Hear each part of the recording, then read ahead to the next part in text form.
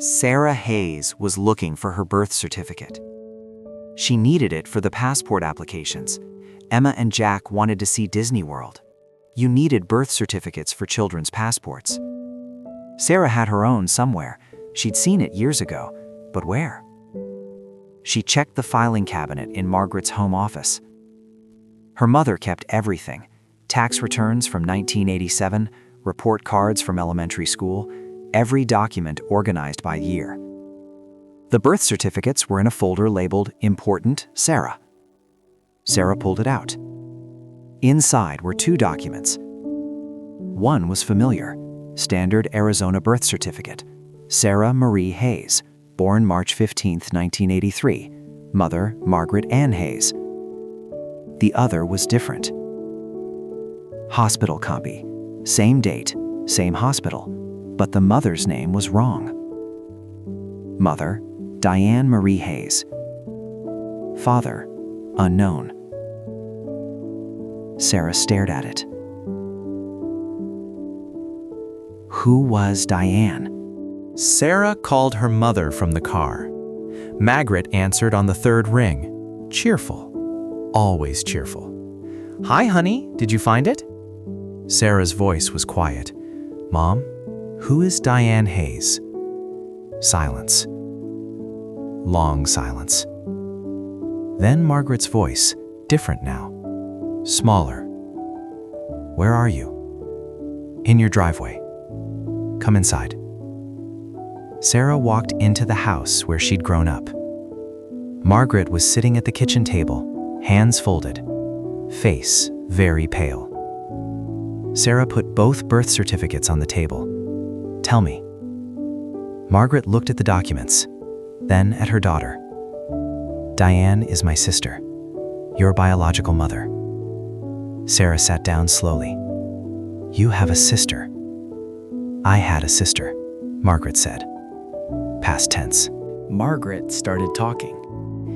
"Diane was 3 years younger than me. Wild, smart, beautiful, everything I wasn't." She paused. In 1982, she was 22, senior at University of Arizona. She got pregnant. By who? A professor, married. She never told me his name. Margaret's hands were shaking. She hid the pregnancy, even from our parents, wore loose clothes, stayed away from home, had you at St. Mary's Hospital in March 1983. What happened? Margaret looked at the table. She kept you for 3 weeks, tried. I visited her once. She was exhausted, crying all the time. The baby wouldn't stop crying. You, Margaret added quietly, you wouldn't stop crying. Then she called me, said she couldn't do it, said she'd rather give you to strangers than raise you herself. She abandoned me. Margaret's voice was firm. She gave you to me. I wanted a baby. I couldn't have one. The doctors had told me that 2 years earlier. "What did you do?" "I drove to Tucson, picked you up. You were 3 weeks old.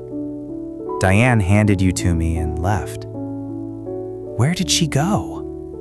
"I don't know. She moved to Phoenix, changed her number. I never heard from her again." Sarah couldn't breathe. 42 years, she said. "You raised me for 42 years. Margaret nodded. "Did our grandparents know?" "No. I told them I'd adopted you. They believed me. They died in 1990. They never knew the truth." Sarah stood up. "Where is she, Diane?" "I don't know." "Is she alive?" "I don't know," Margaret said again. "I stopped looking 20 years ago." Sarah walked out. She sat in her car for 30 minutes. Then she called a number she'd found online. Private investigator, specializing in finding people. The investigator's name was David Chen. He found Diane in 4 days. Sarah sat in his office and listened. Diane Marie Hayes, now Diane Coleman, age 65, married to Richard Coleman, orthodontist, lives in Paradise Valley, Phoenix. He slid a folder across the desk. She has 3 children, Brian, 20, Ashley, 18, Tyler, 15. Sarah opened the folder. Photos, Facebook screenshots, Diane smiling, Diane with her husband, Diane with 3 kids who looked nothing like Sarah. A whole life, a whole family. She had 3 more kids, Sarah said. After she gave you up, yes. Sarah looked at the photos. Do they know about me? David shook his head. I checked social media going back 15 years, school records, public documents. There's no mention of you anywhere.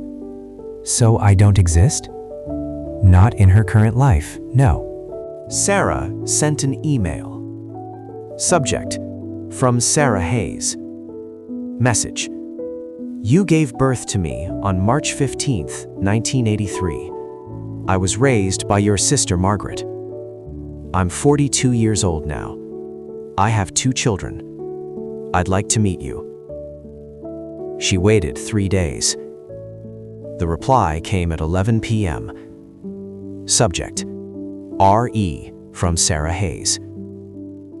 Sarah, I made a choice in 1983. I wasn't ready to be a mother. Your aunt gave you a better life than I could have. I've built a life since then. My husband and children don't know about you. I'd like to keep it that way. Please don't contact me again. Diane. Sarah read it 5 times. Then she forwarded it to David Chen. Get me her address. Sarah drove to Phoenix on a Tuesday morning, 2 hours north on I-10. Paradise Valley was in North Scottsdale, expensive, gated community. She parked across from the address David had given her. Large house, Spanish tile, 3-car garage, pool visible in the backyard. A teenage boy came out, Tyler probably, got into a car and left. Then a woman, 65, blonde hair, expensive workout clothes, designer sunglasses. Diane. Sarah watched her get into a white Mercedes. This was her biological mother, this stranger who'd asked her not to make contact. Sarah started her car and followed. Diane went to a gym, Lifetime Fitness. Sarah waited in the parking lot for 90 minutes. When Diane came out, Sarah was standing by the Mercedes. Diane stopped walking. Her face went white.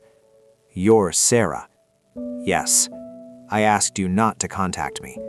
You didn't answer my questions. Diane looked around. The parking lot was empty. What do you want? To understand, you had 3 more children after me. Diane's jaw tightened. I was ready for them. And you weren't ready for me. No. Why? Diane pulled her keys from her bag. Because I was 23. Because the father was married. Because I had no money and no help, and I was terrified. Margaret helped you. Margaret took you. There's a difference. Sarah's voice was shaking. Did you ever think about me? Diane looked at her. Sometimes. Did you wonder if I was okay? Margaret sent me updates for the first few years. Photos, report cards. I knew you were fine. But you never reached out. Diane shook her head. I couldn't be your mother, Sarah. I made peace with that. You should too. Sarah felt something cold settle in her chest. Your children? Do they know I exist? No. Are you going to tell them? No. Why not? Because, Diane said quietly, you're not part of my life. You never were. She unlocked her car. I gave you to someone who wanted you. someone who could love you. That was the best thing I could do. Is that what you tell yourself? Diane got in the car. It's the truth. She drove away. Sarah went home. She didn't tell her husband what happened. She opened Facebook, found Diane's profile. Public. Open. Photos going back 10 years. Diane and Richard at a wedding. Diane and the kids at graduation. Diane at a beach resort. Diane celebrating Christmas. Diane holding a new puppy. Captions. Blessed. Family is everything. So grateful for my beautiful children. Sarah scrolled back. 15 years of photos. Thousands of them. Not one mentioned a daughter given up for adoption. Not one mentioned Margaret. Not one mentioned Sarah. She closed the laptop. Sarah drove back to Tucson the next day. Margaret was in the garden. She looked up when Sarah's car pulled in. They sat on the porch. I found her, Sarah said. Margaret's hands tightened on her coffee cup. Where? Phoenix, Paradise Valley, big house, 3 kids, husband's an orthodontist. Margaret nodded slowly. Did you talk to her? Yes. What did she say? Sarah looked at her mother. This woman who'd raised her, who'd never married, who'd worked doubles to pay for Sarah's college, who'd babysat Emma and Jack every Friday for 8 years. She said, you gave me a better life than she could. Margaret's eyes filled. Did I? Yes. Why didn't you tell me? Margaret set down her cup. Because you were mine from the moment I held you. Biology doesn't make a mother. I resented it, Margaret continued. Never wished I hadn't taken you. You were the best thing that ever happened to me. But you lied. I protected you. There's a difference. From what? From knowing you were abandoned, from knowing your biological mother didn't want you. Margaret's voice broke. I wanted you to grow up feeling loved, chosen, not rejected. I was rejected, Sarah said. By her, not by me. Never by me. Sarah went home to her own house that night.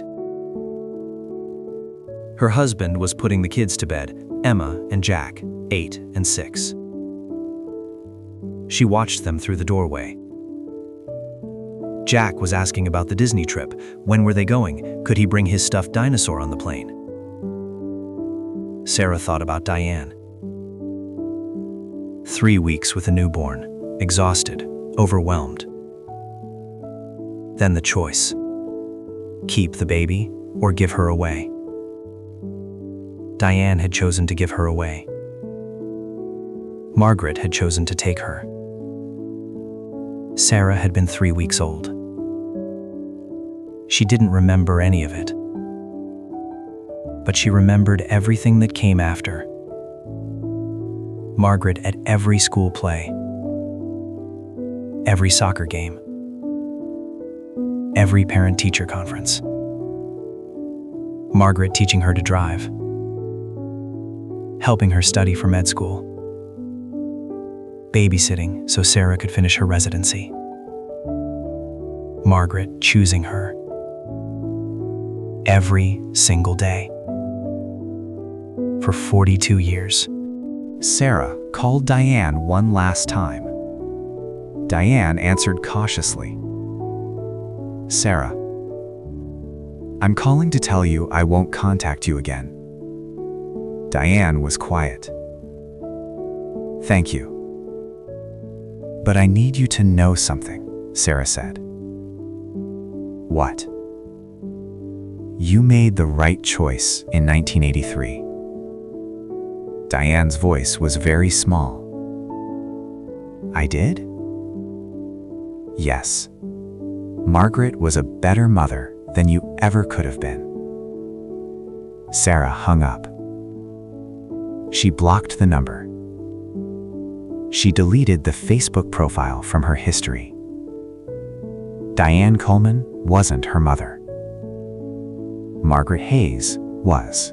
Sarah went to a lawyer the next week. I want to legally formalize an adoption. Retroactive. The lawyer looked confused. You're 42? I know. Who's adopting you? The woman who raised me. She's not my biological mother. I want to make it official. The lawyer explained the process. Adult adoption, legal in Arizona. It would change Sarah's birth certificate, add Margaret as adoptive mother, formalize what had been informal for 42 years. How long does it take? 6 months? Maybe less. Do it. Sarah told Margaret that night. Margaret cried. For the first time in 42 years, Sarah saw her mother break down. You don't have to do this, Margaret said. I know. I want to. The new birth certificate arrived in August. Sarah Marie Hayes. Born March 15, 1983. Biological mother, Diane Marie Hayes. Adoptive mother, Margaret Ann Hayes. Legal parent, Margaret Ann Hayes. Sarah framed it, hung it in Margaret's kitchen, right next to the photo from 1983.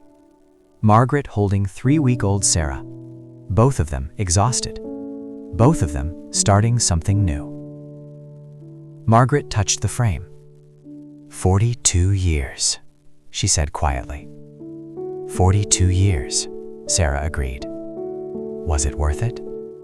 Sarah looked at her mother. Every single day.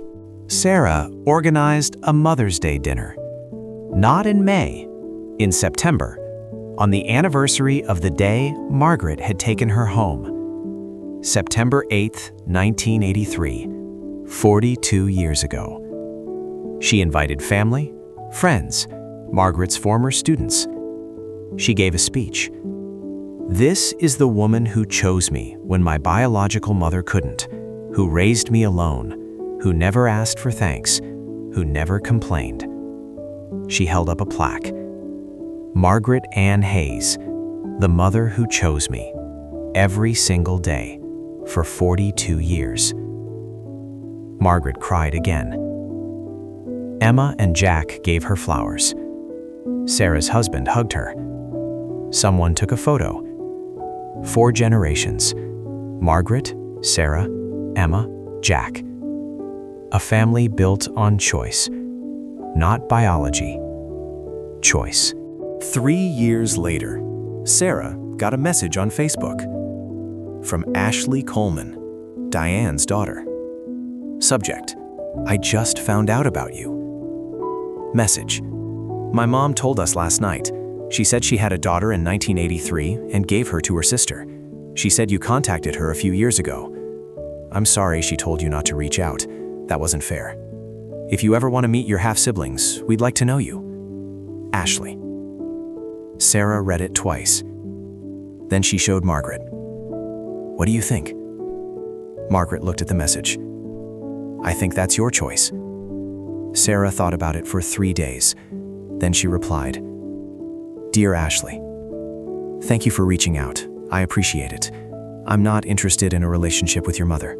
That door is closed. But I'd be willing to meet you and your brothers on neutral ground if you're still interested. Let me know. Sarah Hayes. Ashley wrote back the same day. We are. Sarah met them at a coffee shop in Phoenix. Brian, Ashley, Tyler, 23, 21, 18 now. They looked like Diane.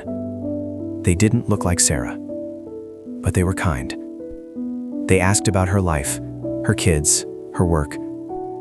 They didn't ask why Diane had given her up. Sarah didn't volunteer the information. They had coffee for an hour, exchanged numbers, said maybe they'd meet again. Maybe.